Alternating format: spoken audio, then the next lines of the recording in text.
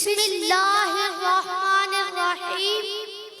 تمام حاضرین و سامعین اور میرے مرشد کریم حضرت قبلہ احمد سعید المعروف یارجان صاحب مبارک، السلام علیکم ورحمۃ اللہ وبرکاتہ۔ میری اتنی اوقات تو نہیں ہے کہ اپنے بزرگوں کے آگے کھڑا ہو سکوں، لیکن سبق سنانے کے لیے حاضر خدمت ہوں۔ اللہ رب العزت قرآن پاک میں ارشاد فرماتے ہیں، وَمَنْ أَعْرَضَ عَنْ ذِكْرِي فَإِنَّ لَهُ مَعِيشَةً ضَنكًا۔ جو اللہ کے ذکر سے منہ موڑ لیتا ہے، عبادت سے منہ موڑ لیتا ہے، نماز سے منہ موڑ لیتا ہے، اللہ اس کا رزق بند کر دیتا ہے۔ جس کی رزق کی بندش ہو جائے وہ اپنی اصلاح خود کرے، وہ ذکر والا بنے، عبادت کرنے والا بنے، انشاءاللہ رزق کی بندش ختم ہو جائے گی۔ حضرت محمد صلی اللہ علیہ وآلہ وسلم نے ارشاد فرمایا، بین الرجل و بین الشرک والکفر ترک الصلاۃ۔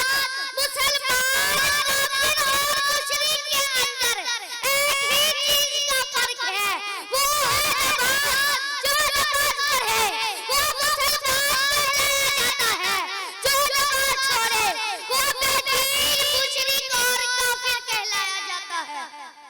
نماز دین کا ستون ہے، جس نے اس کو قائم کیا اس نے دین کو قائم کیا۔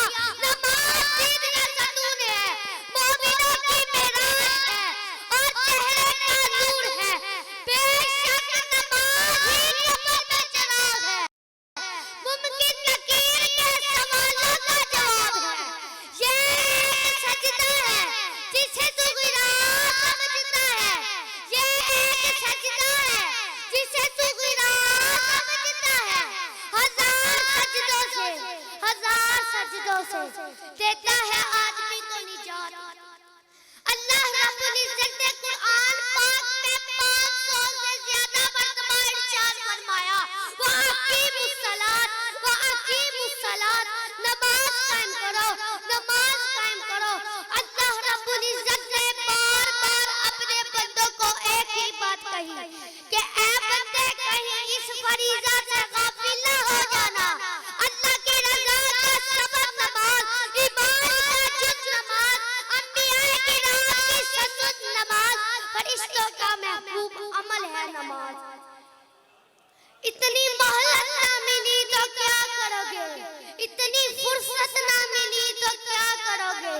روز کہتے ہو کل نماز پڑھوں گا، کل زندگی نہ رہی تو پھر کیا کرو گے۔ وَمَا عَلَيْنَا إِلَّا الْبَلَاغُ۔